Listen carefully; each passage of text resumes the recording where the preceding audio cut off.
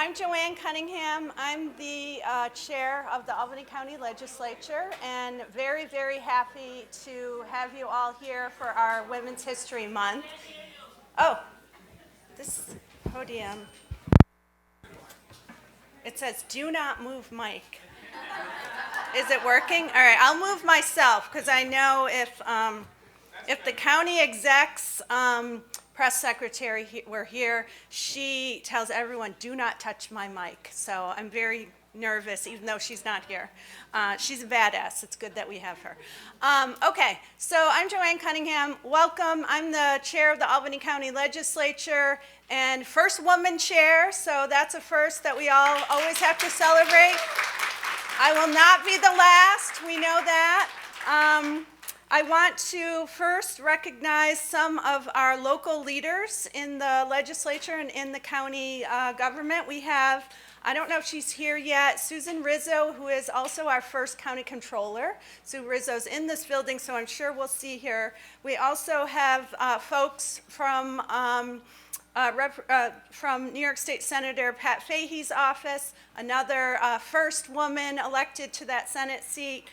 We also have a whole group of us from the Albany County Legislature, a really good group of leaders that I'm so happy to have as colleagues. They are such a wonderful resource, thought leaders, everything that you would want, people in the trenches working with us on all kinds of initiatives.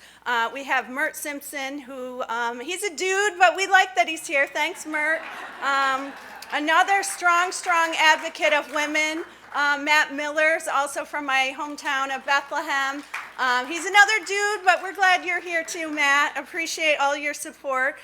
We have a growing number of women in the legislature, and we are so pumped about that. We have, and she's going to come up here and do her own thing in a few minutes, but the very epic, always fabulous, the deputy of the Albany County Legislature, Wanda Willingham, who will be up here. She's a delight to work with. And the group of legislative women that are here from the legislature, we have Susan LaRilliard. We have a new member from Legislative District 12, Danielle Gillespie, and we'll hear from her in a second. We have Lynn Lakakis. I did see Lynn walk in. There she is. Way to go, Lynn. We have Maggie Alex here with us, one of our newer members. Susan Petto, a new-ish member. Oh, she's in the back. And we have a brand new recruit who crossed the aisle to join the ranks of the Democrats, Jen Whalen from the town of Colony. Yeah, way to go, girl. We're happy to have you with us. We also have a couple of department heads from the county execs group of leaders. I think I saw two of them. Nicole Ward is from our Children, Youth and Families Department. Where are you, Nicole?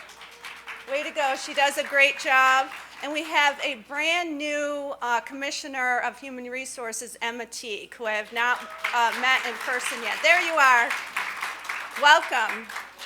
We also have a group, I hope you'll stop and visit, a group from the League of Women Voters of Albany County. I will say, you guys are the greatest, perfect partners on getting out the vote and getting information in the hands of voters, and we are thrilled you're here, and we're thrilled by your partnership always. Thank you. Okay, this year's theme of our Women's History Month is Moving Forward Together, Women Educating and Inspiring Generations. This is going to be a great panel. We'll introduce them in just a bit. And as I was thinking about this event, I always, think on my dog walk, and it inspires me, and I think of things that I want to share. And one of the things I was thinking about, and this goes back to a conversation I had with Wanda when we first started together as a team. And it was focused on sort of the progress that women make in achieving certain milestones. And we were talking about women's suffrage and what a marvelous thing, right? Women earning the right to vote, the 19th Amendment and all of that. And one of the things that Wanda and I talked about and this is the power of, honestly, diversity, and the fact that when we talk together and we have a diverse group, white women and black and brown women and women from all different walks of life, trans women, LGBTQ women, all of it, even former Republican women, right? When we get in a group together, we learn from each other. So one of the things that Wanda really educated me was, you know what, it's really great when women earn the right to vote, but remember, that was only white women. The white women, at the end of that battle, cut a deal with the white men. And they essentially left their black and brown sisters behind. And they didn't earn the right to vote until much, much later.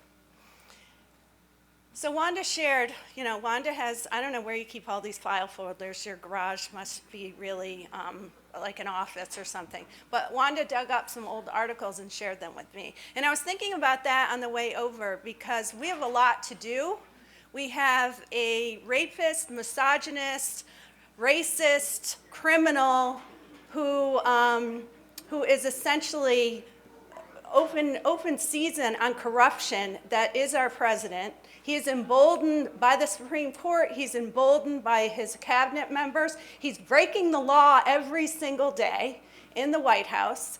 We have an election that was not a mandate. Let me say that 10 more times. It was not a mandate. It was a 1% difference. Yet he is behaving like a mandate. We, and I would say women, we need to step up even bigger, even bolder, even harder, even more aggressive, and get in the face of anyone who will listen to us. Take to the streets to make sure that we are doing the hard work to save our democracy. And that is not hyperbole. And I'm so tired of, the people across the aisle and even some of my sort of non-political friends who back before this election were like, oh, it wasn't that bad in 2016. Yeah, it was. And now it's even worse. It's 100 times worse. The corruption is right in our faces. So I would challenge all of us to make sure that we, collectively, we are working hard, do the work together, and make sure that we are the active participants in this battle that is ahead. Because without us, we could see and we're already seeing it, a chipping away of democracy. And pretty soon we'll look back and say, gee, how did that happen? We no longer have the kind of democracy that we had.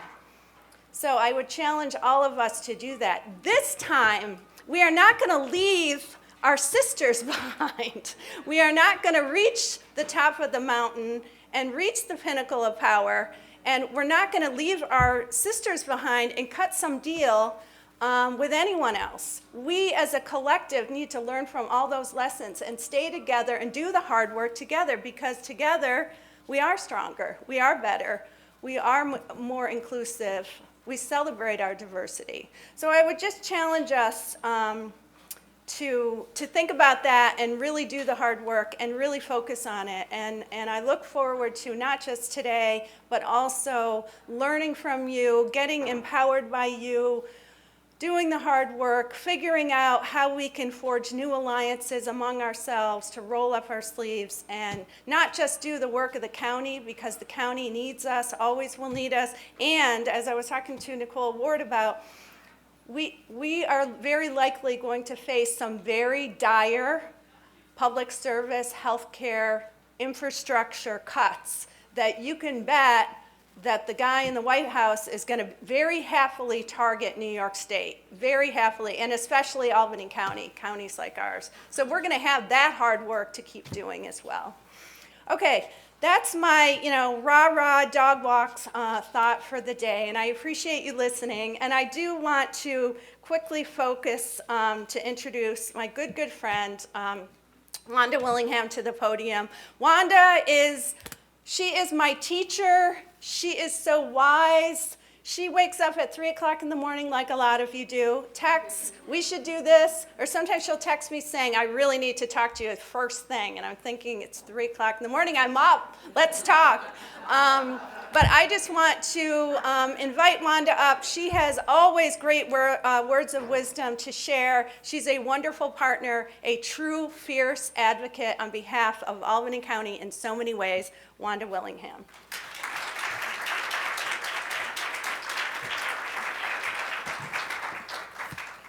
All right.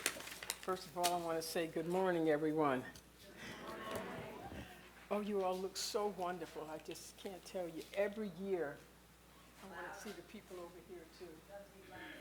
Behind now, I know, but I want to see. That should be over here. Anyway. Okay. I have a problem in that I think I'm talking loud. Am I talking loud? No. Okay. That's because I can hear you very well, and myself, okay?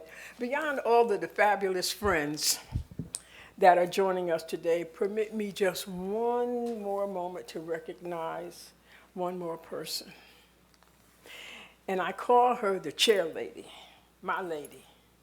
But right now, I am proud to recognize her as my friend, and that is Joanne Cunningham, who is the first woman to sit as the chair of the Albany County Legislature.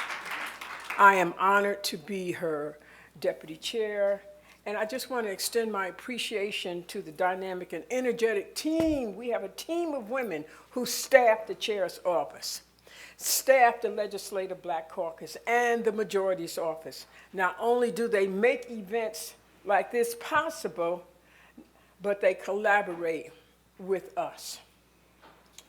They help us be effective and efficient community leaders.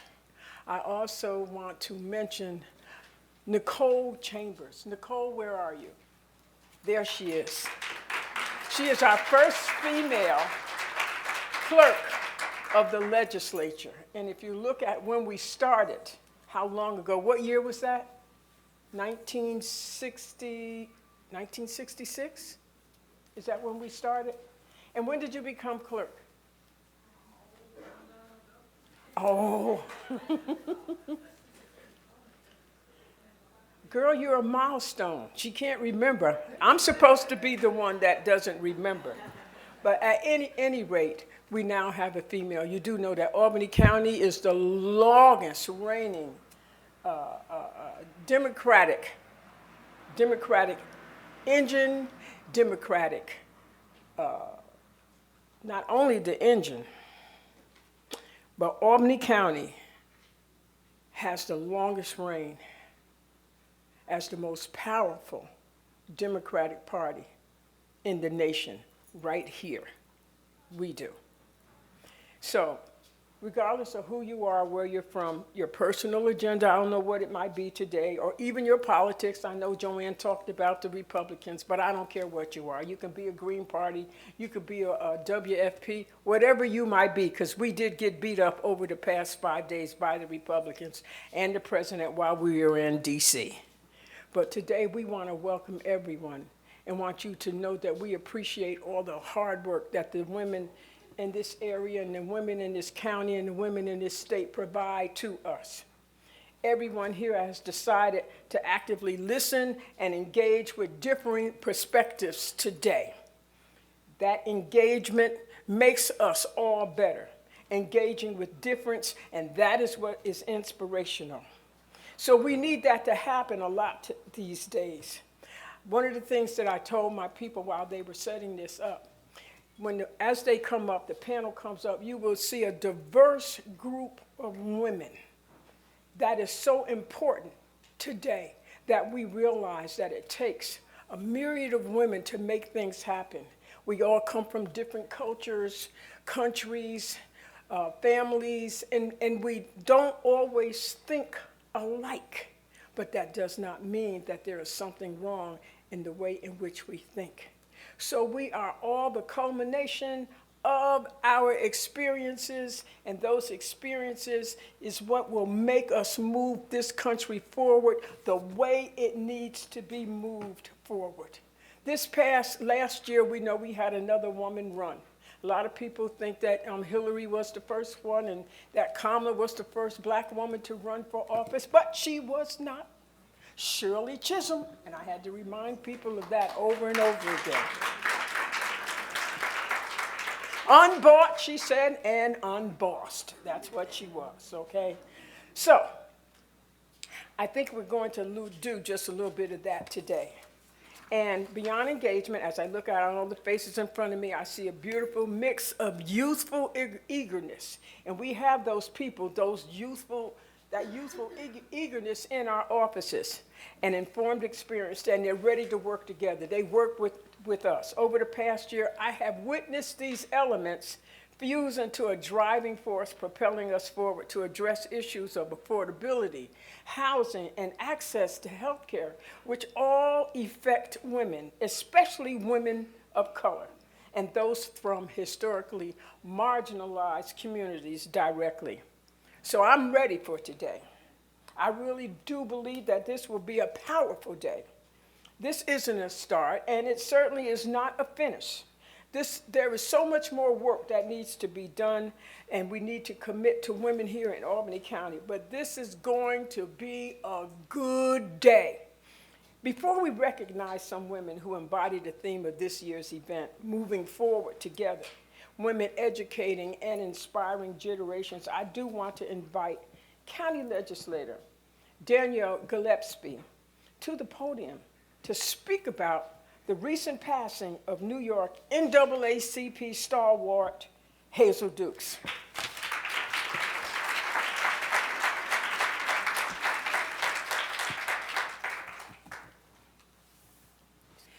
It's still morning, everyone. Good morning.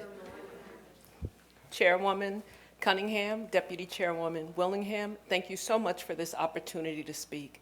I have the pleasure of standing before you and speaking about a great woman who fought tirelessly until her last breath on March 1st of 2025. Dr. Hazel Nell Dukes died, and we lost a trailblazer, staunch advocate, and phenomenal woman who used her voice and wit to advocate for the marginalized. She dedicated most of her life to pursuing racial and social justice, equality, the betterment of communities. She fought for the rights of all people. In 1966, Dr. Dukes made history by being the first African American to work at Nassau County Attorney's Office. She was committed to education and was instrumental in implementing President Lyndon B. Johnson's Head Start program, which, as many of you know, promoted social readiness in low-income communities.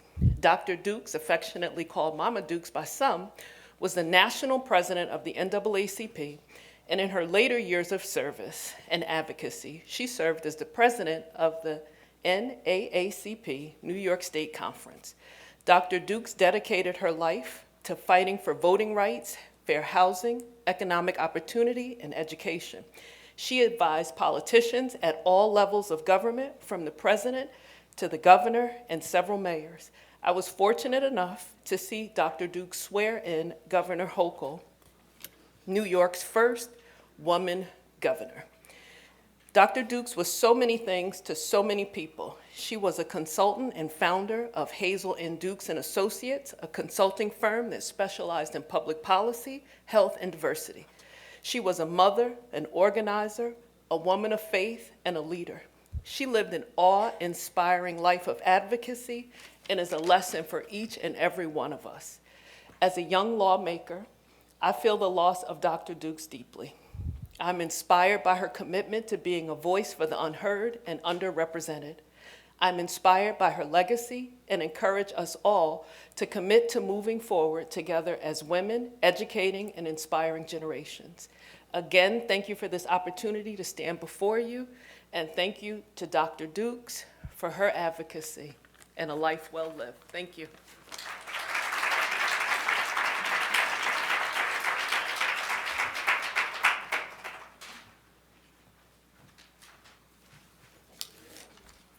Traditionally, at this point, we go right into our panel discussion. But this year, we do want to take a few moments to acknowledge the current work and career achievements of some sensational women with us today. First, Judge Leslie Stein, who I have the honor of giving our Lifetime Achievement Award for the staggering list of achievements that this woman has accomplished and inspired during her career. Judge Stein started her career as a law clerk in Schenectady County. We won't hold that against you.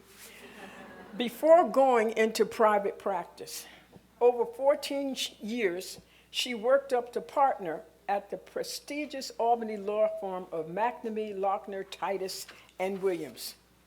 She began her judicial career in 1997 in Albany City Court, where she heard up to 100 cases a day. She worked with people directly and with empathy, since many before her couldn't afford or didn't bring counsel. She was elected to the state Supreme Court, 3rd Judicial District in 2001. After that, she was appointed as Associate Justice of the Appellate Division of the Supreme Court, 3rd Judicial Department in 2008. This all led to her seat on the highest court in New York State, the Court of Appeals, from the early 2015 through 2021.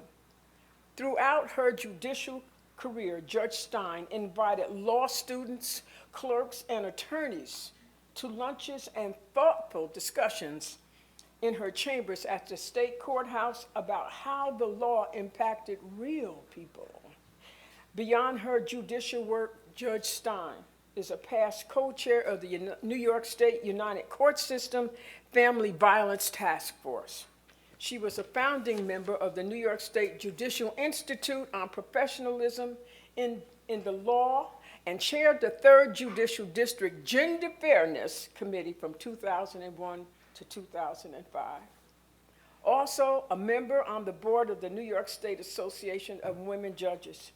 She eventually retired from the Court of Appeals in 2021 and became an educator as director of the Government Law Center at her law school, alma mater, Albany Law School. Just a few miles from where we are today, it is my privilege to recognize this incredible woman for her decades of service, leadership, and inspiration to women throughout Albany County and far beyond. Judge Leslie Stein.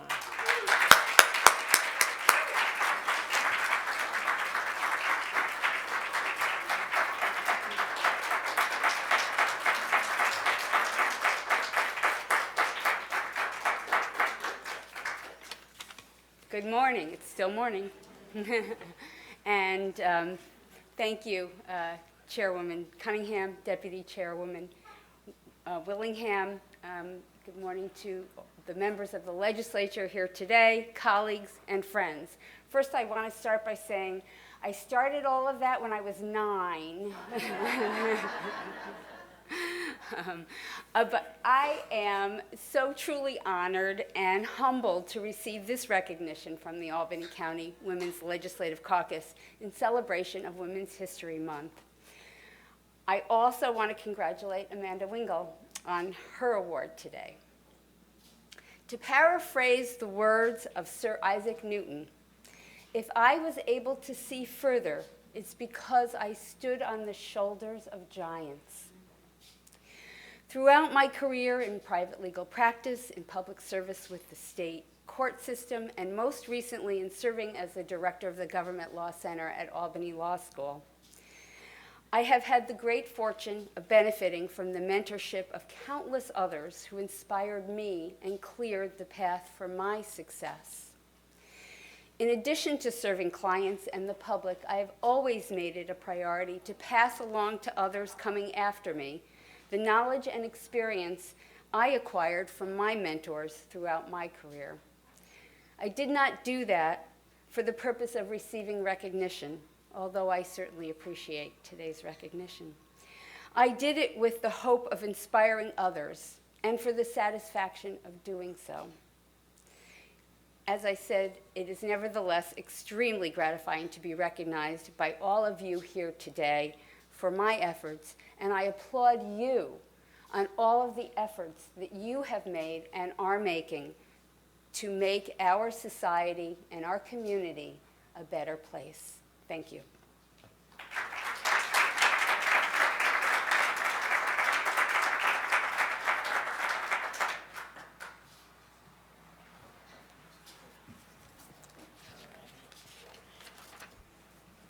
There's just one thing that I do want to say. The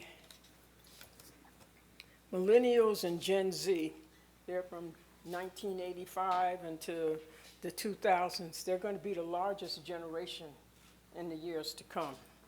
They're tech savvy and they're civic oriented, they're global, they're entrepreneurs, and they're flexible. They're driven and they are quite ambitious, but they're also prone to anxiety, avid gamers, and they use social media in a very unique way. But there's one thing I don't want you to forget. The past is the great interpreter of the present and the great safeguard for the future. So we pass our knowledge on to our children. The stories that tell you how we came to be where we are, to give you young people hope for the future. As was told to me years ago, how can going there tell been there how to get there? So, as I say these things, I just want you to remember, in this day, there's a lot of ageism that is going on, but I'm not ready to move off the scene yet. I just want you to know that. So, our next recipient is a woman who has committed her career to comforting women and people in their most vulnerable moments, their most desperate hours. Our award of excellence goes to the director of the Albany County Crime Victim and Sexual Violence Center, Amanda Wingle.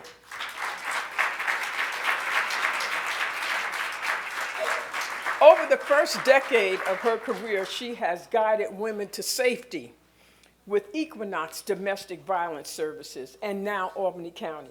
Today, she leads a team that provides confidential therapy for victims of interpersonal crimes, including sexual assault, domestic violence, and homicide. She and her team operate a 24-hour sexual assault hotline for crisis counseling and advocacy at Albany County hospitals and police stations for victims of sexual assault. They also offer public education programs on interpersonal violence prevention for adults, children, and professional groups throughout Albany County. They provide comfort, they repair trust, and they are heroes. I'm honored to give our 2025 Award of Excellence to the Director of the Albany County Crime Victim and Sexual Violence, Amanda Wingle.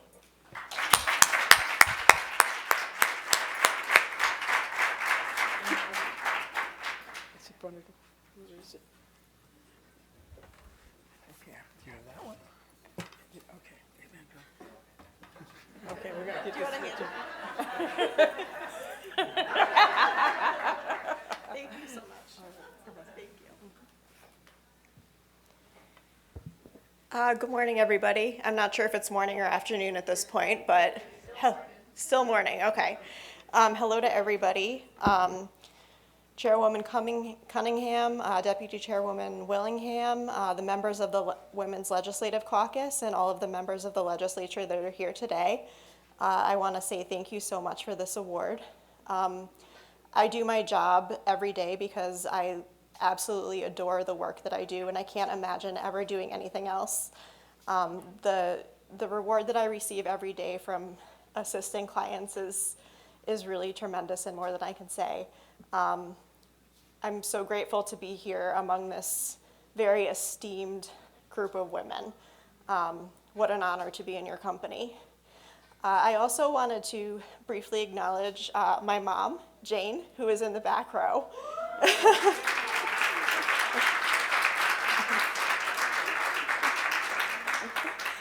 She has been such a tremendous supporter to me over the years and has seen all the ups and downs of, my various endeavors. So thank you so much, Mom.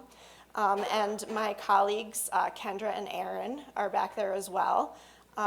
Crime Victims would not be what it is without both of them. They both do amazing work.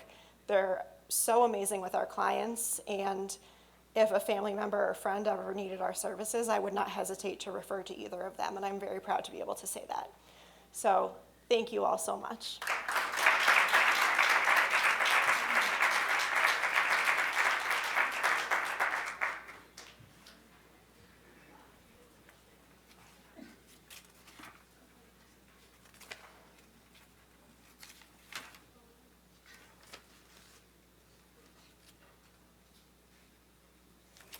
Okay, moving on. Now, what we have next is a little bit of a surprise that we're very excited about. And I want to invite our Deputy Chair, Wanda Willingham, up to the podium for a little surprise.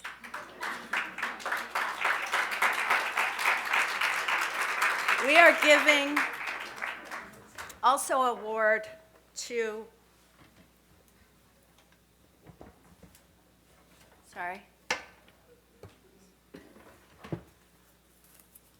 Wanda Willingham, a Lifetime Achievement Award.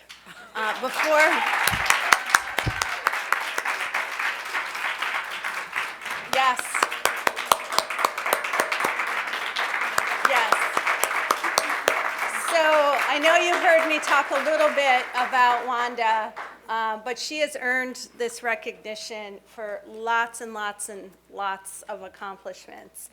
One of the things that is remarkable about her is she not only does the work, and I'll talk about that in a second, but she also is a pillar of her family. She has a large family, 5 children, lots of grandchildren, lots of great-grandchildren. She is a doting, devoted husband who has some health challenges. And this is a woman that, listen, I rode in the car from DC with her, and I used to think I get a lot of phone calls. This woman got 40,000 phone calls on the drive from people associated with her community. So in her role as a legislator, she took calls. She talked to many members of her family for many conversations, dealing with lots of issues, dealing with some challenges that her husband had while we were away, talking to her great sister, Carolyn McLaughlin, who joined us, as well as the chair of the Legislative Black Caucus. She and Carolyn had many conversations in the car, and her contributions to all those relationships, her church, her neighborhood, her district, her legislature, this county, the state, are just remarkable, and she puts in so much effort and energy. She's also an outstanding partner, not just to me, but really to the entire legislature. She goes out of her way to do the hard work on community issues, infrastructure issues, housing issues. She's leading our housing agenda, just so many areas of policy that she does the hard work every day to contribute to and move the fight and the ball down the field. She has fight, she has drive, she has passion that are just unmatched. She is as tough as they come. I used to be a little afraid of her, I'm not anymore. She never backs down, but she is a listener, and I learned so much from her when I listened to her. Combined with that, she's always got a very unique and authentic perspective. One of the things that I'm also learning about her is how her past as a Black woman who has always had leadership capacities and drive, but how past struggles and challenges and being knocked down has made her into the woman leader that she is today. And to me, that is remarkable. I know there are so many more stories about Wanda from her past that I don't even know, that I hope someday I keep hearing, because they they teach me things, and they also continue to contribute to my understanding, oh, that's why Wanda cares so much about that. She's also a founding of the Legislative Black Caucus with her colleague Carolyn and others, fulfilling the leadership role there. She's worked on tobacco-free pharmacy legislation that prohibits the sale of tobacco products in pharmacies and other healthcare facilities. She also has a career that she left behind when she retired of 34 years of service to the New York State local retirement system, and she has a wealth of talents and skills and lessons she has learned that she continues to pass on. If you have any questions about state retirement, she knows everything. She is a stalwart of Albany County and all of its people. I am so proud and thrilled to give her this recognition, and it is honestly a great pleasure. She is just a wonderful human, and thank you and congratulations, Wanda.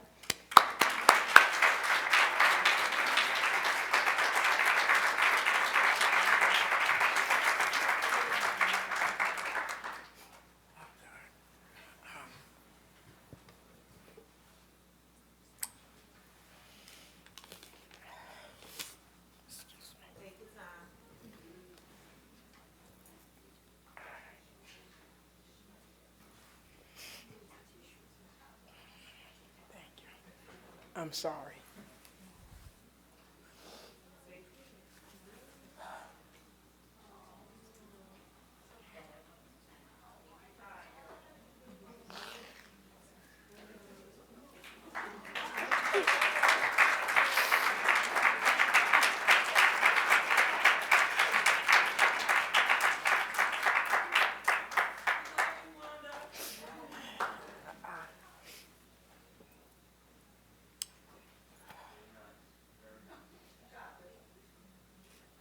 Not often you find her lost for words, I'm gonna tell you that right now. But you know, it really does mean a lot when people acknowledge you for the work that you do, and it does leave you speechless. So if anybody has ever stood in this place where you know how hard you've worked, and you don't do it for recognition, you do it because you're committed to the people, because it's not about you, it's about the people that you serve. And when Joanne talked about all the phone calls that she yielded in the car, we can, when we need, I told him if I were in trouble, I might as well forget it, because I call, and sometimes I don't get answers, or I called right back after she just called me 30 seconds before, and the phone is, and then it goes to voicemail. I mean, why? How does that happen? You just hung up. But it's because it's a constant conversation going on with someone somewhere who needs something, and that's what drives her. And 11:30 at night, she will still be trying to solve the problems of the world. And I'm like, wait a minute, get some sleep. I need some sleep. I'm hanging up. But it's because it's not about you. It's not about her.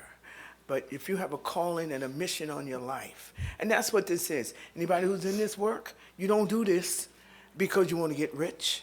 You get rich in your life, but you don't get financially rich. But it's about what is built up. She's able to do what she does because she does so much for others. And her own life is being fulfilled because she does so much for others.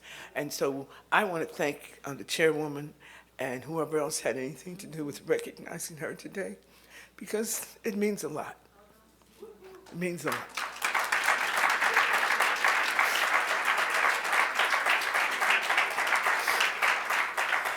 Okay, now you stop crying and just keep.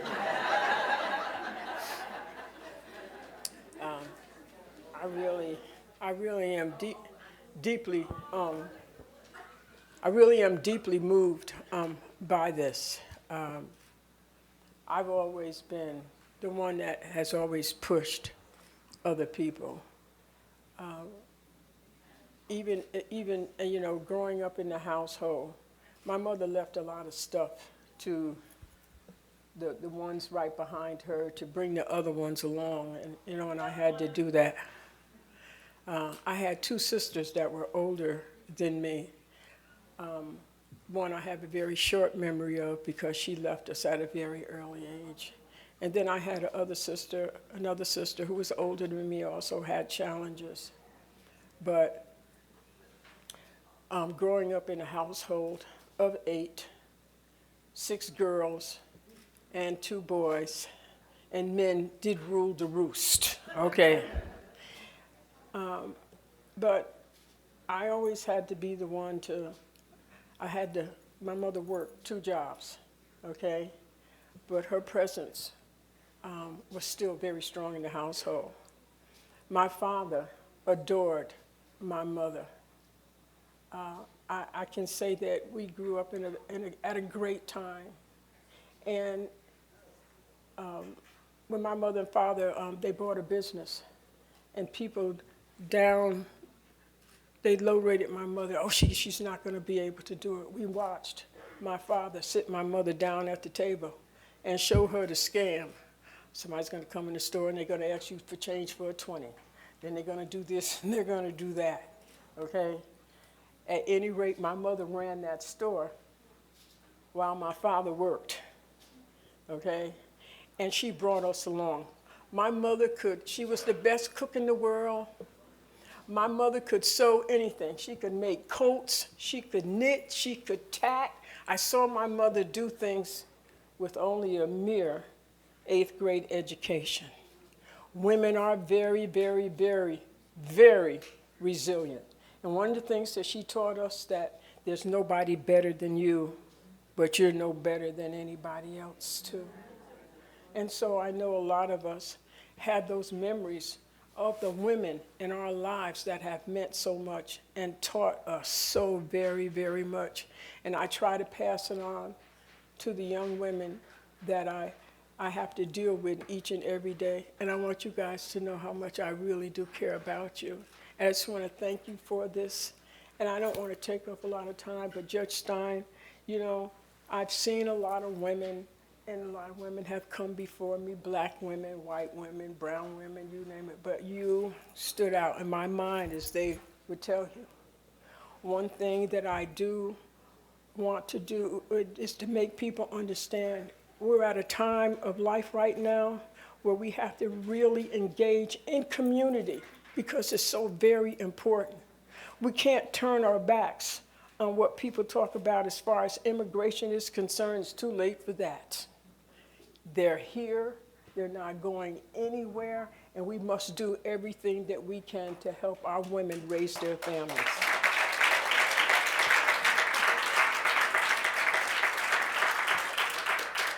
So I'm just going to leave you with this, because it says here that women moving forward together, women educating and inspiring generations. The word tells us, train up a child in the way in which they should go, and when they are old, they will not depart from it. That's what this is about right here. Whether you're a believer or not, those words are something that you should cherish. So thank you right now for this. I'm so grateful. I'm so very, very, very, very grateful. And Joanne, this is the best time of my life right now. I have no regrets for what I did that night when I said, I want you to support her. She's going to take us over. No regrets.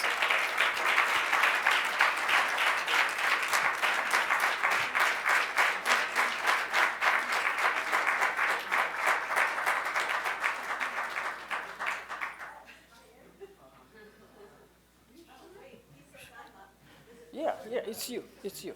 Oh, okay. I don't come back, do I? Oh, yeah, there you go. Okay, there you go. Okay, I'm sorry. See, I'm blue and Wanda's pink. Thanks, Ben. That's Ben's idea. Well, thank you. Thank you for sharing that with us, Wanda. And thank you all. Thank you, Judge Stein. Your remarks were wonderful. And they also remind us, and this goes for Amanda and Wanda and Judge Stein, and really probably every single person in this room, that, you know, many of us are in positions today that are, oh, how'd you get there? And you look back at your history and all the work that you've done, and at no time did you ever say, gee, someday I'm going to be the Albany County legislator or whatever. You're here because you did the work because you care and you wanted to do good work. And you did the good work, and then someone tapped you on the shoulder and said, you know what, you're pretty special. You should now do this other work and we'll help you. And you went and did that, and that was remarkable. And then pretty soon, because you're so exceptional at what you do, someone tapped you on your shoulder again and said, you know what, you should go for this, and I'll help you, and I believe in you. And I can guarantee that every person in here, when you look at your own success path, it's because of that, because you cared, you did good work, you did exceptional work, and then you just kept moving up and up. So I do think about that, and Judge Stein, thanks for recognizing that. That's kind of what you said. You know, here you are today because of your good work and being recognized, but it's about the work. So thank you. That was really wonderful. Thank you, Carolyn, for those comments too. Those were beautiful and wonderful. I do want to make a quick announcement, and then we're going to go to our panel. One of the things that we have worked on in the legislature, supported by the Women's Caucus, but also by many of the legislators who are here, is a series of women's health grants. Last year, a couple of us sat with some advocates, and this is where I would encourage all of you, if you have an idea or you see a need, come and talk to us. We're all about constant improvement and how do we make our community stronger and better. We talked to a couple of folks. I talked to someone I know in Delmar who was talking about the challenges that women face in seeking and obtaining, especially Black and brown women, adequate women's health care. And talking to me about the needs that that she knows that LGBTQ trans women seek in Albany County in trying to obtain health care. Wanda and I were just talking about it in the car. Older women. I know so many women that say, you know what? I've never had a good doctor that has helped me through menopause.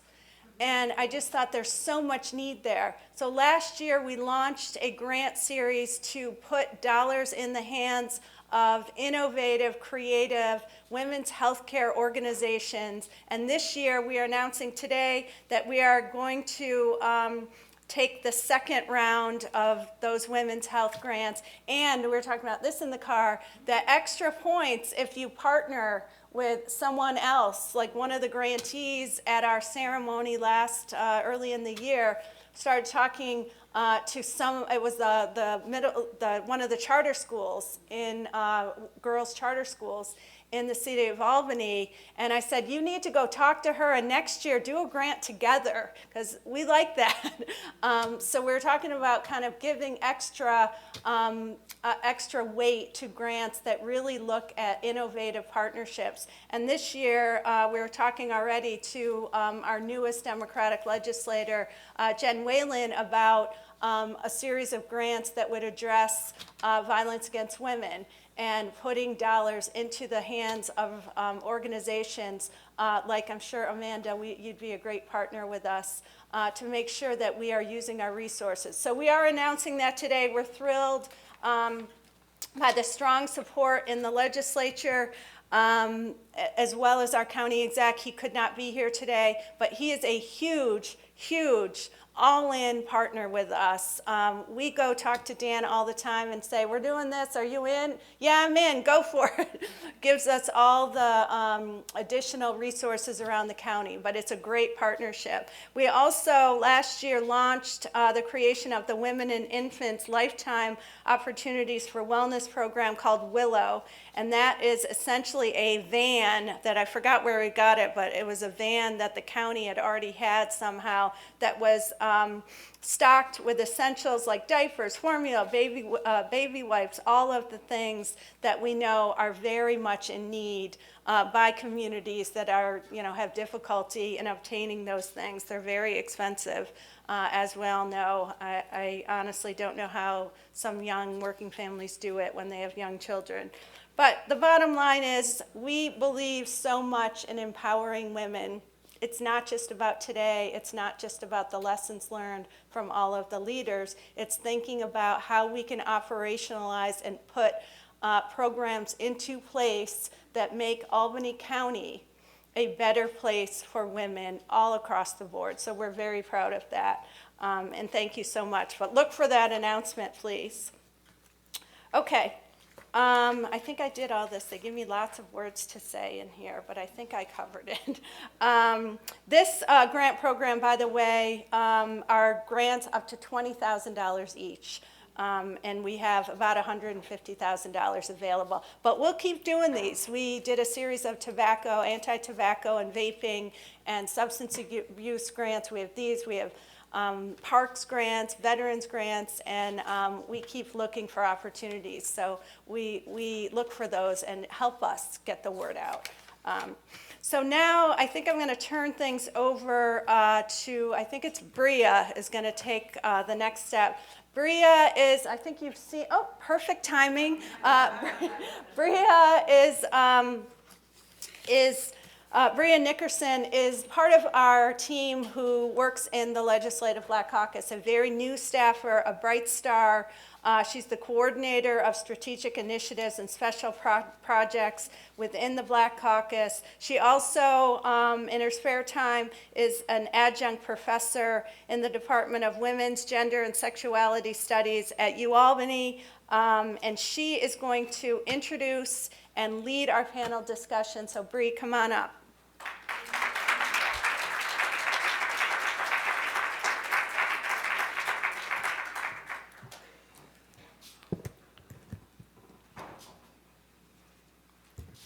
Thank you, Chairwoman, for such a warm welcome. It is truly an honor to serve as the moderator for this amazing panel that we are about to have. We have a group of very diverse and influential women that are here with us today, and I'm very excited to hear their thoughts on some of the issues we'll be discussing, especially in relation to this year's theme, Moving Forward Together, Women Educating and Inspiring Generations. This year's theme celebrates the collective strength and influence of women who have dedicated their lives to education, to mentorship, and to leadership. So before we begin our discussion, I'd like to just take a moment to give each of our outstanding panelists the opportunity to introduce themselves. So please come up.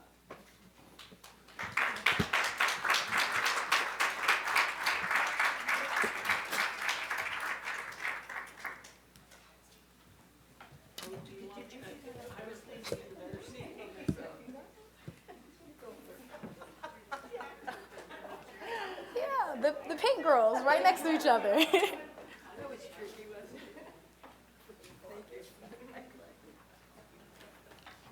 Okay, so we'll just start from the right of me. Are the mics on? Yep. Okay. Dr. Butler, please take it away. Let's see. Good afternoon, everyone. My name is Dr. Shea Butler, and I am an author, speaker, podcaster, strategist, recovering perfectionist, and the product of generational prayer. And the book I authored and promote is called Better Not Perfect, From Hot Mess to Life Success, A Woman's Guide to Learning, Loving, and Being Herself Unapologetically. And in it, I tell the story of my life, of overcoming obstacles and being born into poverty, being a teen mom at the age of 14, starting college at 16, failing out by 18, and then going on to achieve a doctorate in law and policy and become an executive in higher education and everything in between. So I'm happy to be here today. Thank you for the invitation and happy to share more later. Yes. Thank you so much, Dr. Butler. Thank you. Good morning. Can you hear me? I'm Glenda Kelman. I'm Chair of Nursing at Russell Sage College. And I also want to say I'm very proud to have graduated from a women's institution. And I just want to point out that the first honorary degree recipient was Eleanor Roosevelt, who has been my historic mentor. And one quote that I carry with me that I hope you'll think about today as you leave is, "You must do the thing you think you cannot do." Absolutely. And the second, which I think you've reminded both chair and deputy chair, is no one can make you feel inferior without your consent. So keep that in mind. My background primarily has been in nursing and healthcare, and I have used my voice to expand to serve on hospital boards, and I'm most proud really of students that I've been able to work with and mentor, and the community service and partnerships that we form, particularly with the Interfaith Partnership here in Albany, where I volunteer for physicals for people that are trying to get back into the workforce setting, and also working with some of our charter schools here in Albany, where we've had some grant recipients, and in the mission work I've been able to do in the Dominican Republic. Thank you. Oh my God. What an outstanding biography. Hello, my name is Belkis Saeed. I'm an immigrant from Afghanistan. I am an alumni of Russell Sage College, so very happy and proud to be sitting right here with another Sage alumni. I currently work as a program manager at the Bureau of Refugee Services, OTDA, and I serve on RISE's board, which is a non-for-profit that serves refugees and immigrants. Thank you. Thank you. Good afternoon, everyone. Is the mic on? Yeah, thank you. I'm Elizabeth Gary. I have the honor of serving right now as the presiding justice of the Appellate Division, 3rd Department, a court that I've served since 2009 when I was appointed to it by Governor Patterson. I got to work with Leslie Stein, and I'll go back to me. I did. That was an early great thing. I grew up in the hill towns, the Helderbergs, on a dairy farm. I took a 2-year job after graduating from Albany Law School in central New York, and so I had my judicial and legal career out in the middle of the state. That 2-year job, 30 years later, I got to move back home, and I now am getting reacquainted with my hometown. The last thing, my role as presiding justice has 2 parts. One is hearing with my colleagues the appeals from the 28-county district which we serve, from all of the courts and state government cases and such. And the other side is a management and policy role. In that respect, in 2025, I'm going to launch a rural justice, a rural law initiative, and I am currently seeking someone who will be my right hand in that pursuit. There is a posting, it closes soon, but if you or someone you know, I'd like a law degree, but an MBA would be one of the qualifications. I'm looking for somebody who loves rural New York and wants to help me to better provide legal services to our rural residents. So, thank you. Thank you. Thank you, Judge. Good afternoon, everyone. My name is Deshauna Wiggins. I am a proud native of the Capital Region. Albany is my home. However, I spent some time southeast. I attended a historically black college and university called Clark Atlanta University. It's on the campus. If you don't know, we're between Morehouse, Spelman, and Morris Brown College. My entire goal when I was on campus was to figure out how to be what is called a good thief, and to figure out how that city, along with those institutions, were able to rear folks of color and being the best, no matter what industry or category they chose, and how I could take all of that and bring it back to my hometown. So Chairwoman spoke earlier about, you wake up one day and you didn't necessarily say that you were going to be this. I am very proud to say that my life has been incredibly strategic, and I'm doing exactly what I set out to do when I left Albany High. So I serve as the CEO of the Albany Black Chamber of Commerce and Social Club. Many of you know the facility as the University Club. It is a 3-prong approach to what we're trying to do with economic development, and it is a C6 and a C7 So I answer to 3 boards. Any of you know that? So along with getting everything, I'm getting a whole lot that I was not anticipating. So happy to be here to get into the story much further and to sit with this esteemed panel. Thank you all for coming. Thank you all so much. Like I said, a very diverse and influential panel that we are about to have today. So once again, thank you all for being here and for committing to this important conversation. My hope for everyone in the audience especially is that you leave this panel having learned something new, feeling inspired, and with a renewed sense of determination to create change in today's socio-political climate. So let's kick things off. We're going to start with an icebreaker question. This year's theme, Moving Forward Together, Women Educating and Inspiring Generations, celebrates the powerful impact that women have had and continue to have through their roles as educators, mentors, and leaders. When you think about the word education, what does it mean to you and why? Dr. Butler, would you like to start? Sure, I'll start. To me, education sort of lives on this continuum of information and knowledge, and then education. So, and if you're blessed and lucky, wisdom. That sort of bookends information, wisdom, knowledge, and education in between. So education sort of is this space where knowledge is transferred from teacher to student, mentor to mentee. The outcome of education can be degree attainment at any level, associates, baccalaureate, advanced degrees. But ultimately, I would say what I love most about education, Horace Mann once said that it's the great equalizer. I don't think we've arrived there yet. I think that's an aspirational statement.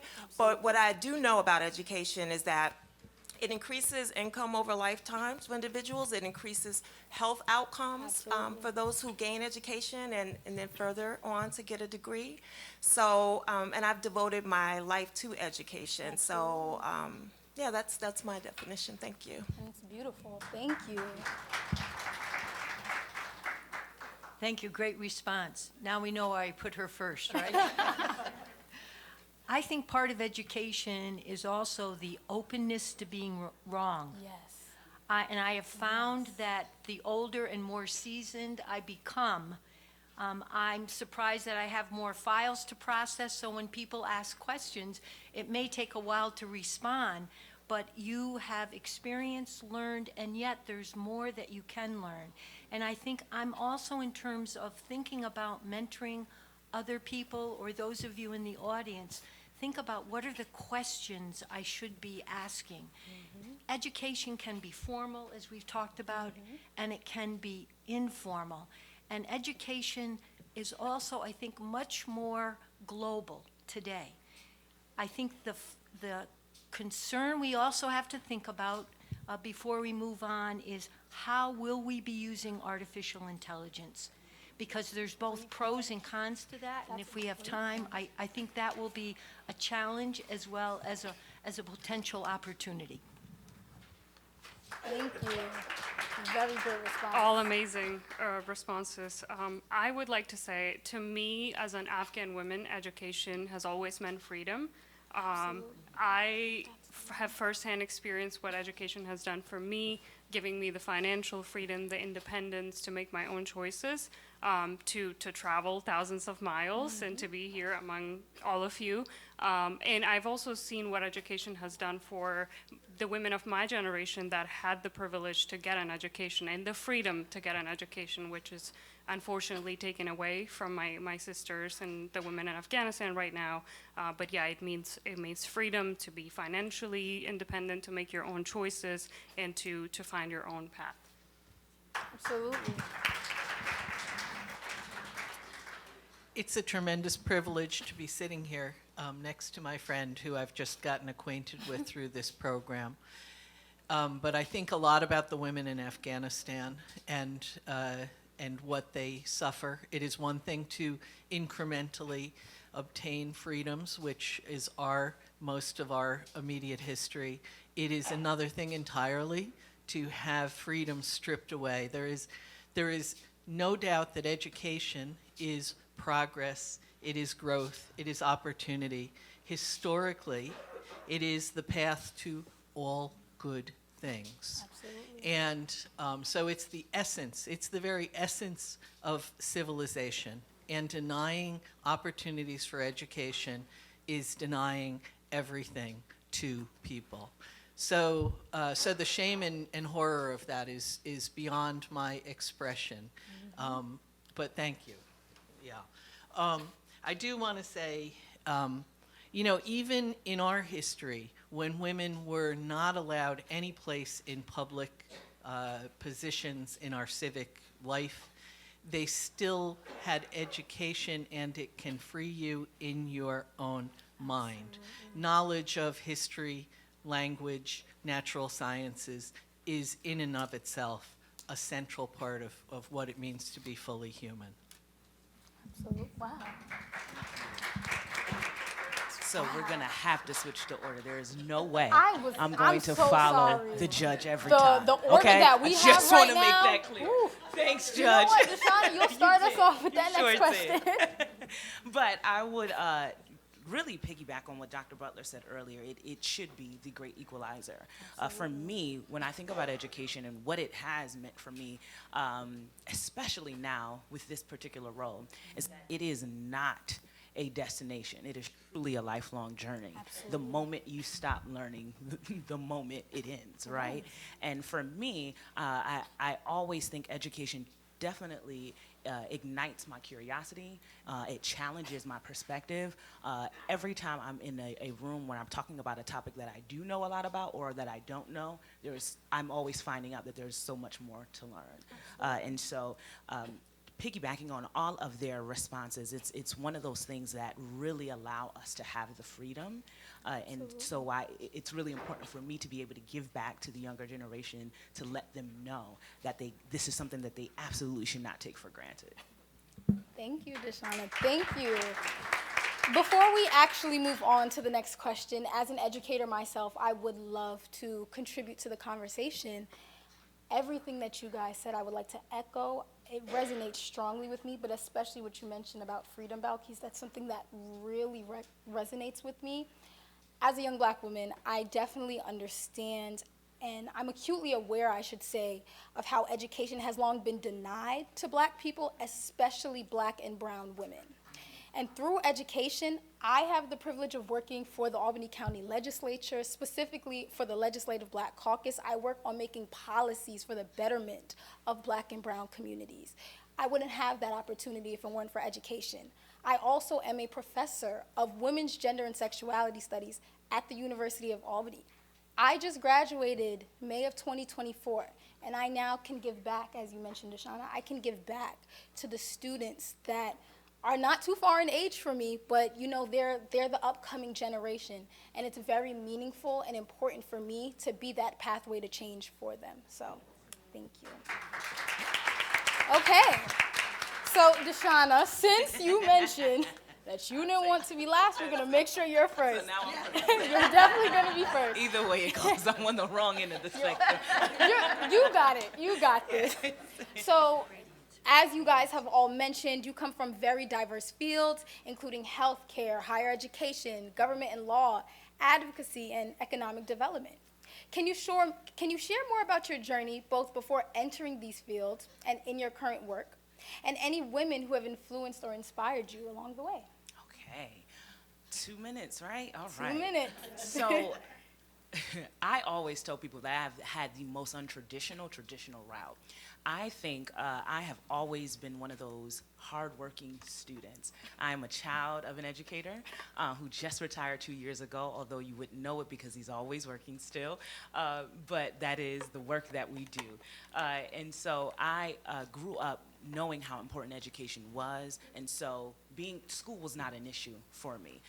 Thankfully, I had diligent parents who made sure that I was on top of my academic studies, but I found that to be easy, and so by virtue of that, you kind of become a class, pet. And so with that, I always was tapped on to be a leader of the group. Always was tapped on because I also had that relatability to my peers. And so I was very grateful that when I got to college, that I not only asserted myself, but I was always sought after. And it wasn't just because I was nice or I was kind, it was because that work ethic. I think for me, one of the things that I know and kind of hone in on is that I will outwork anyone.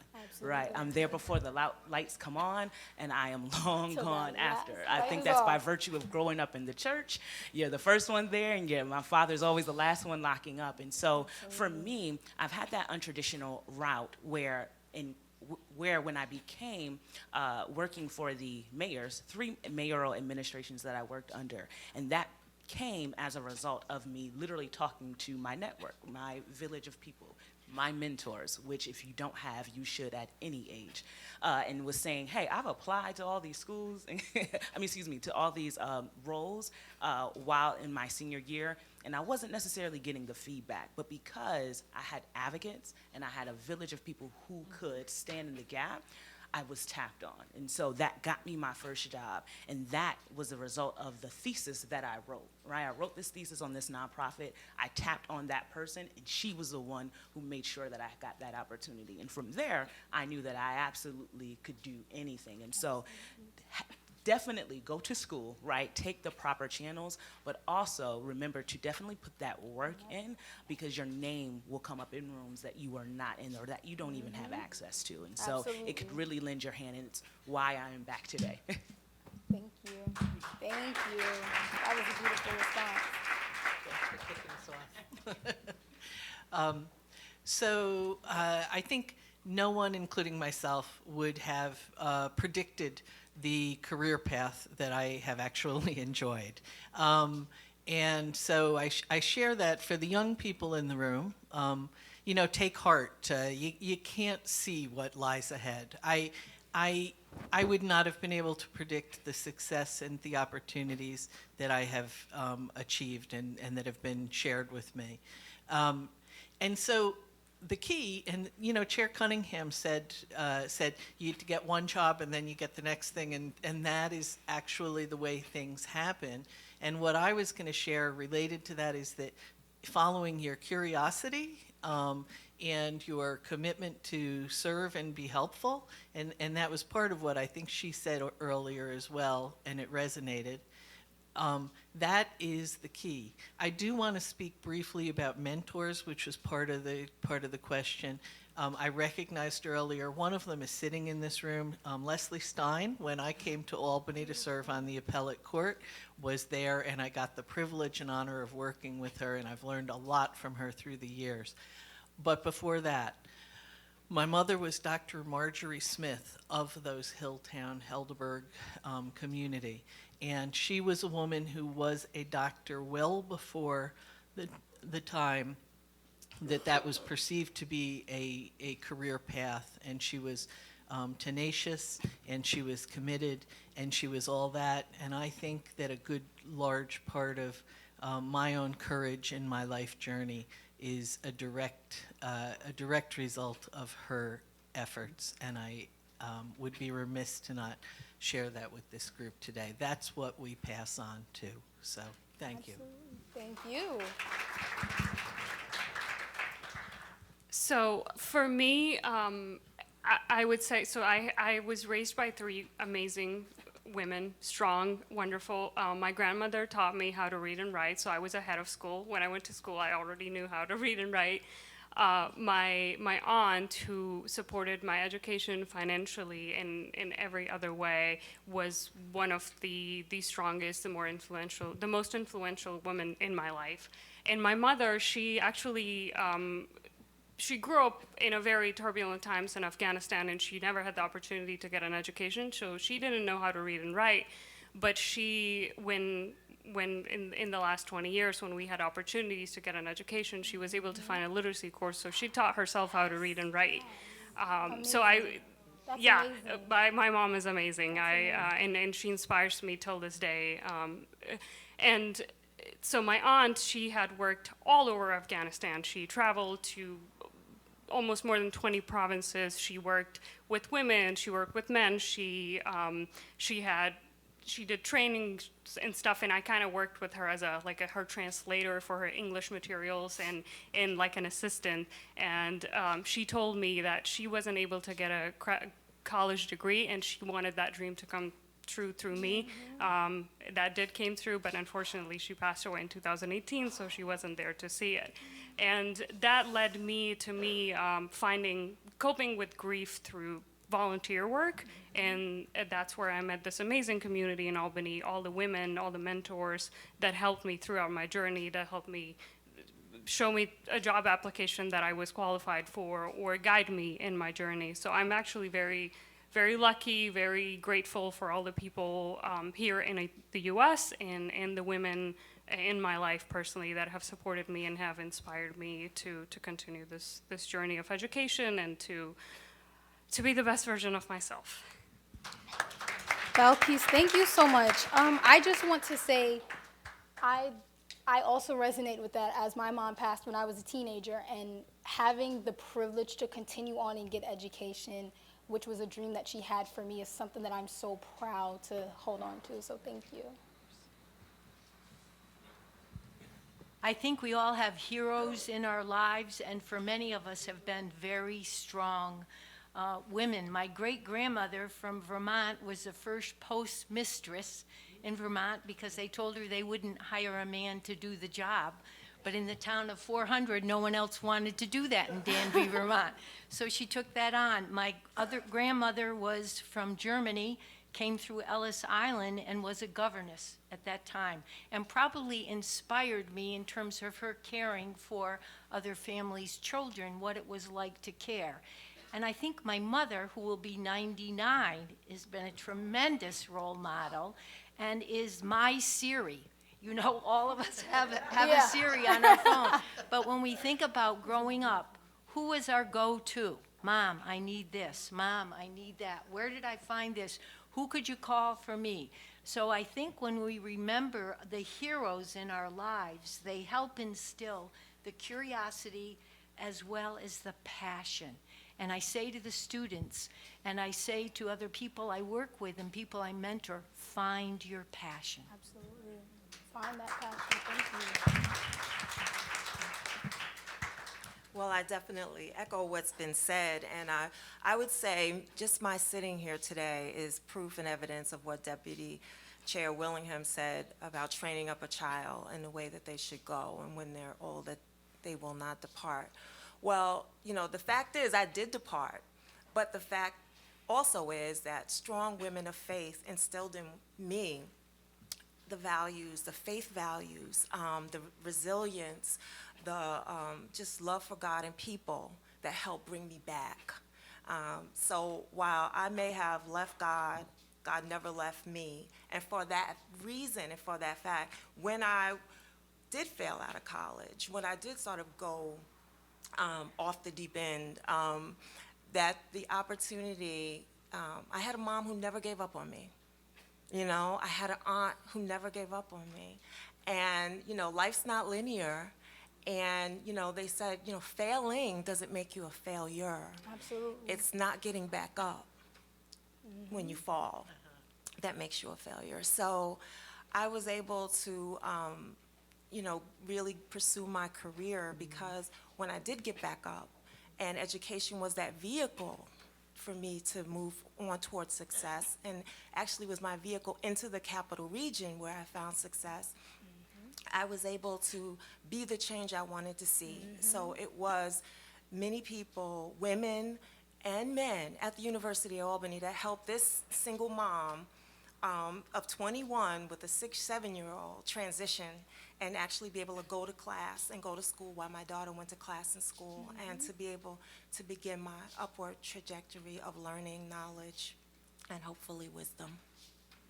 Wow. Wow, this was so amazing, and I'm so happy to hear throughout the panel, everyone comes from different walks of life, but hones in on the fact that education is a change agent. It's so important, and it comes in different forms. You mentioned about Keith, your mother taught herself how to read and write, you know, like that is such an important tool, And it is a tool for freedom to be able to read, to be able to write, to be able to have access to education. So thank you guys. In the interest of time, we are going to move on to our final question that will focus on policy shifts in our current socio-political climate. But before I go into that final question, I just want to give a shout out to my coworker and dear friend. She actually had to leave because she is being sworn in for her citizenship today.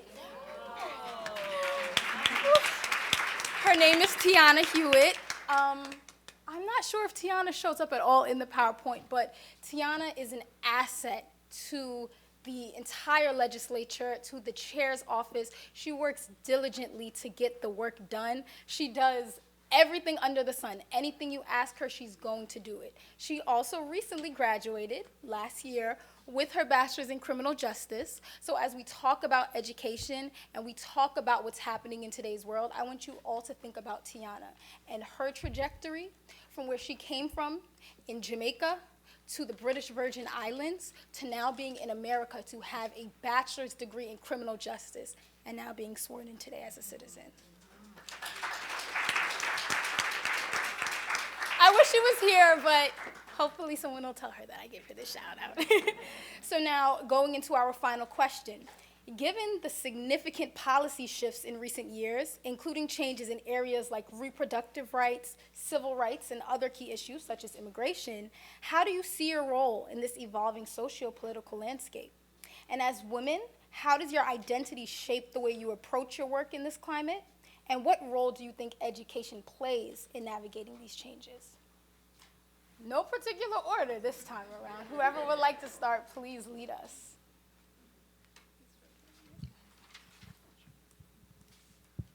Sure. I think there are several examples and approaches that I can think of.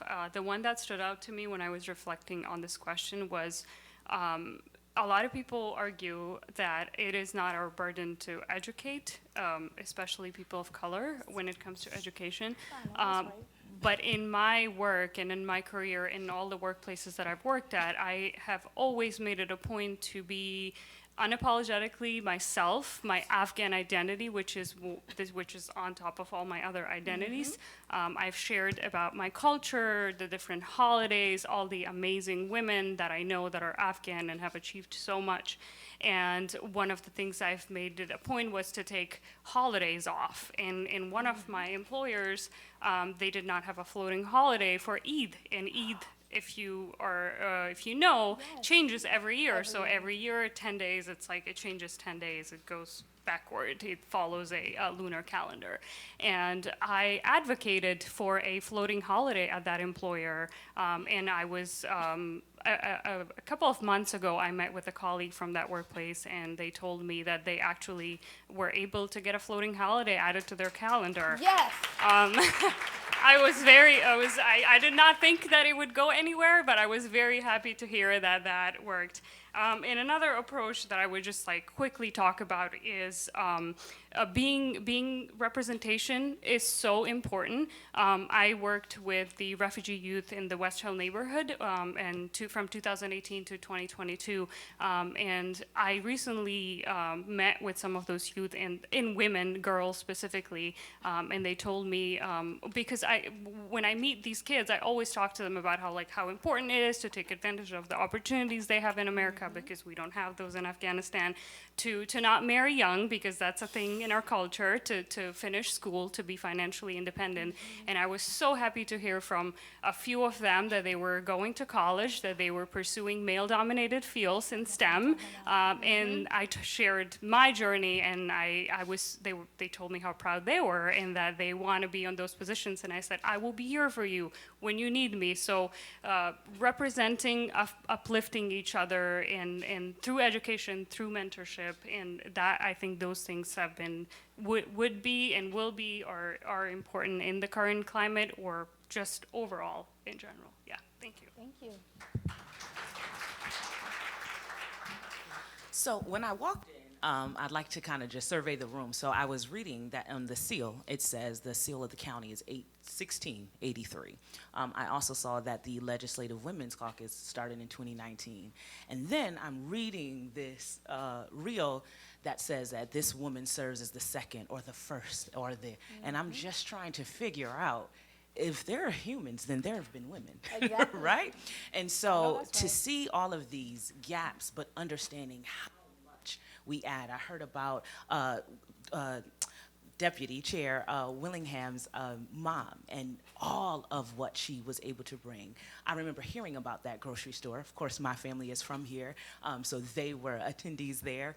But just knowing all of that skill set, right? Knowing how to run a cash register, run your household, sew a coat, right? So wipe the nose, do all of these things with an 8th grade education. So it tells me, yes, while education is important, the experience absolutely is. And for me, that is what I bring into each of the room. I may not have had the traditional trajectory that will state that that's why I'm here. But I know that, again, no one can outwork me. No one can tell me about me and my community. I know that's right. No one can be me. So coming back to this demographic, although I was in, like I said, the Southeast, I served under 3 mayors of color. When I went to the Capitol, everyone looked like me. So I had the reverse, I think, of what many of my peers had. So coming back home was a culture shock. Being followed in the grocery store with eyes, right? And being asked, what is it that you do? You look really nice, right? And so these things of, while, you know, many people will say, oh, that's racist, it was a genuine comment, right? I don't see people like you look like that. So are you from here? Do you live here? I try to live and walk in that advocacy every day by simply providing the actual data, right? And that is what will always win, right? Not our emotions, but the data will always speak before us and go before us in these rooms. So when I am the only Black or only female in a room full of CEOs, and when they say, well, this is what we need to do, you know, for this particular community, and all eyes are on you, because you're the only spokesperson in the room, right? While that is a heavy burden and weight, what I'd like to respond to that with is the facts, and to be able to also say there's so many more like me. I say off, I reject, and I have the power of knowing. I'm so grateful I learned that early in my career, but not because I don't think it's a worthy cause, but because there are about 8 more people who are well-versed in this area who share my, you know, being woman and being Black, but can absolutely stand in this gap. So that is what I think we have to consistently do, is just to show up, to tell the truth, continue to tell it, no matter how we feel, and then also spread that to others. Absolutely. Thank you. All right, I'm going to jump in and Please try to do. follow that, which will be hard to do. So,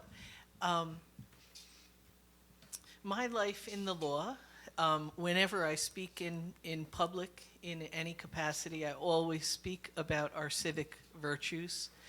Character counts. It always counts in every single generation. It is what matters. It is what drives us forward. It is what we are here gathered and celebrating today. And so those things, you know, when I reflect on my life and how I got to where I am, the most significant thing that I had to overcome, the most significant discrimination and prejudice, was clearly the hatred aimed at the LGBTQ community. I am a lesbian woman, and I came of age. I entered law school the year after Bowers v. Hardwick told us that we were all criminals.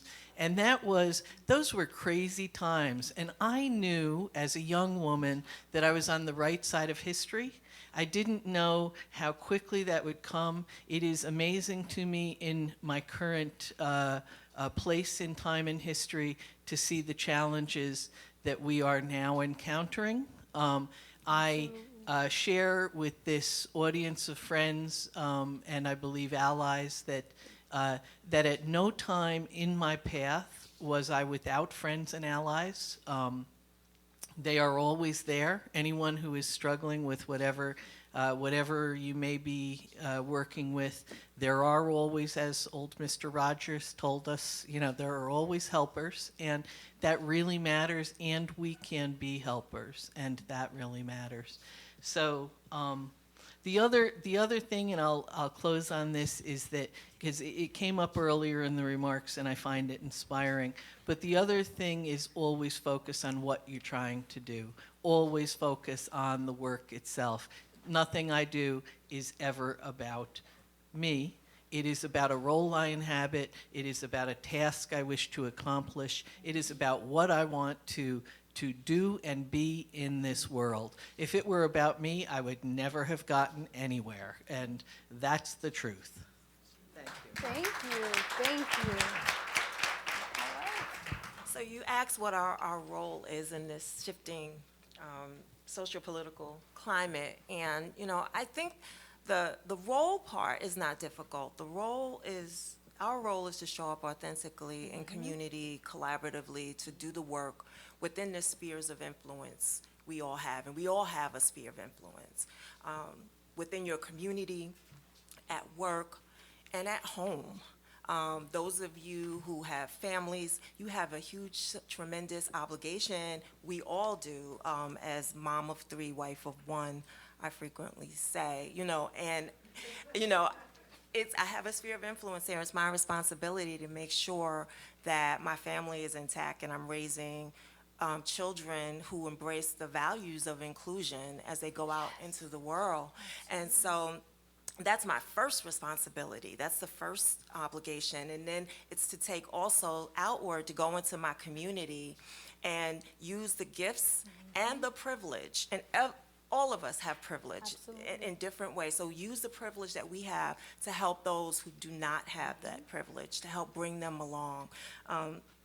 And so it's really using our privilege and our gifts and our talents within our sphere of influence to make change. Thank you. Thank you. Absolutely. Probably in closing for this group, I couldn't say it better than my other 4 colleagues, and it's been such an honor to be here and to be with all of you, and the strength of the leadership here in this room is palpable. And particularly I want to thank my colleague from District 22, Susan Quinn Lorelide, our county legislator, for the invitation to join this group and for this wonderful opportunity. I think collectively we have said, give voice to your leadership. That is so important, and I think we have to think about again, how can we make a difference here? And you've shown this already in Albany County, and as you said, the journey is continuing. We need to continue to think every day, how do I form new partnerships? How do I give voice to leadership? And particularly for me in nursing, I found while women represented the largest segment in healthcare, we often haven't been at the CEO table.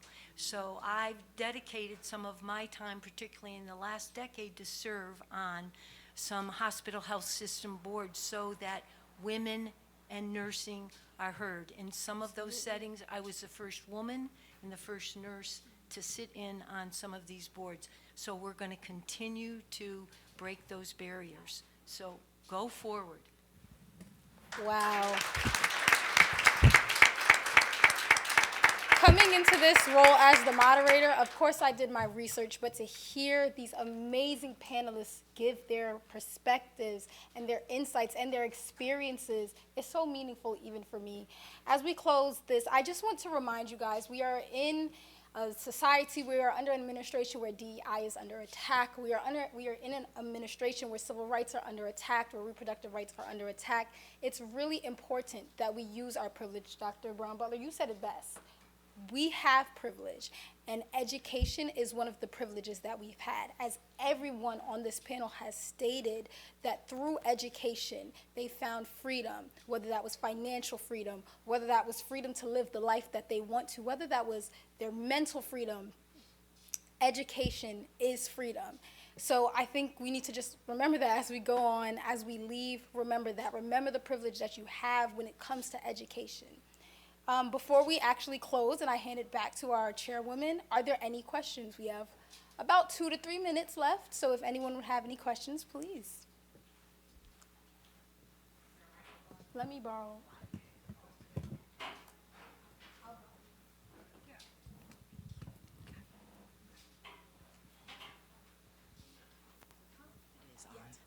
So,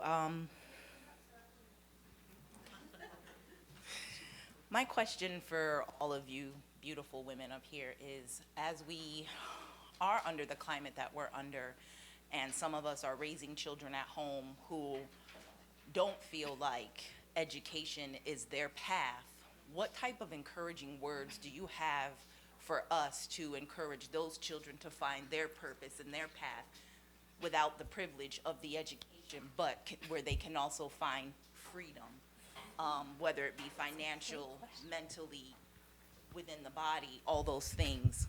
What type of encouraging words or advice or anything positive that you can say for not only just the parents, but those children as well? And are there any other opportunities for those children? Are they getting mentored and encouraged on their path? And that's it. Such a great question. Wow. I'll start, and hopefully what I leave out, someone can fill in. But one of the things that immediately comes to mind is that our children all have some type of interest, right? Whether it's a sporting interest or they're part of a club, or I would say to make education meaningful and valuable for them, one of the things that I've done is whatever that child's interest in, my son's interest in, say, basketball, I would also talk about, or what does it take to be a D1 player? They can come and they can try to recruit you for being the best basketball player, but if you can't get into the college, guess what? You'll miss your opportunity. So it's finding what those messages are that will motivate them. And the other thing is, I think, exposure. So what I tried to do and what was done for me, even though I was born and raised in the projects, my mother always took me into Manhattan, into the affluent areas, to visit museums, to just try to find something that would stir up in me. And I would see people who had more than me. I would see people who looked like me, who had, different lives, and something that was meaningful and possible for me. So being able to see it, being a person who can take their child out of the environment, if the environment is not one where you can find that, and opening their eyes to different opportunities. And then I think as a community, and then connecting, finding out what those programs are within our communities, the mentorship programs and things, that was another thing she did. And that I've also tried to do with my children, is get them involved, in different things in the community.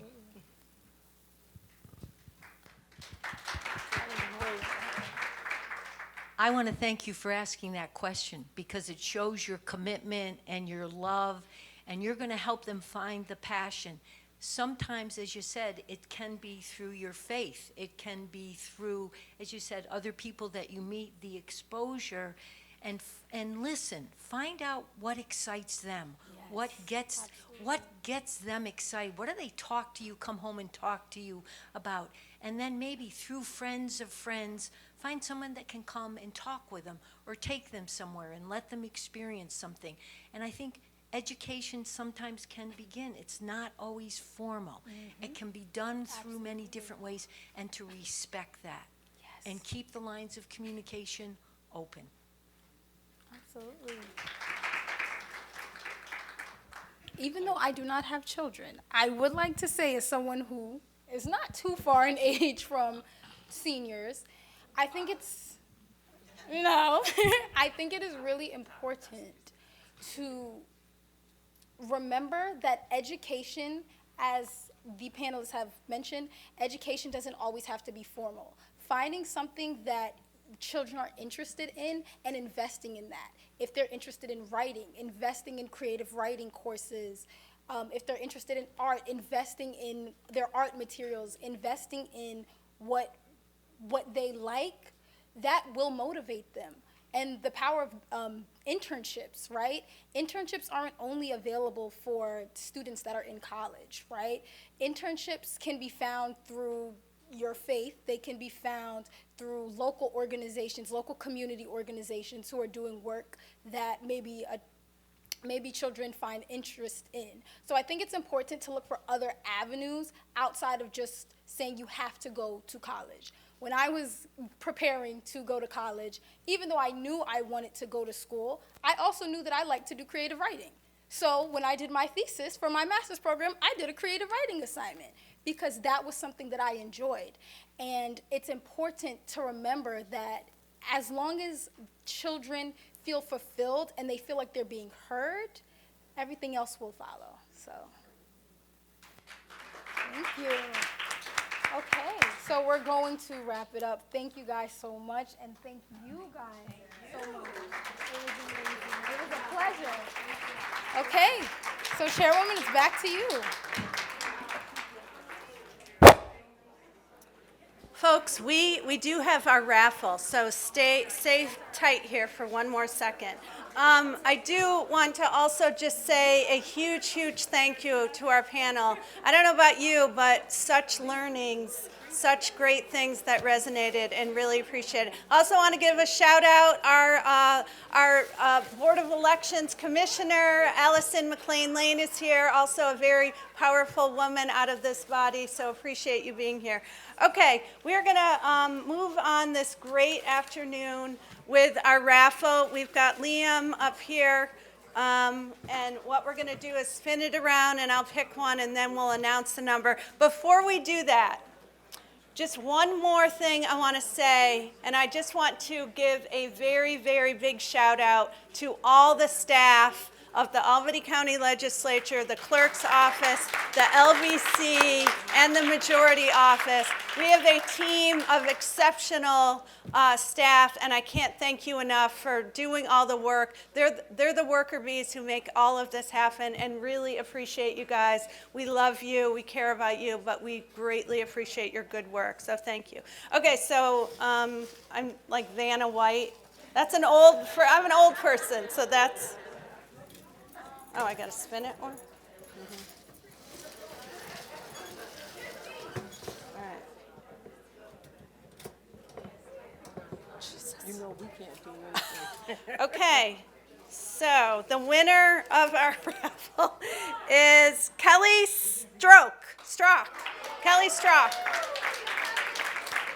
Come and get your prize. Is she here?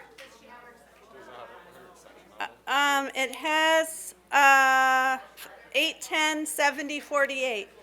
Okay, we'll find her. So thank you all. Appreciate you being here. Stick around if you want. We'd love to talk to you.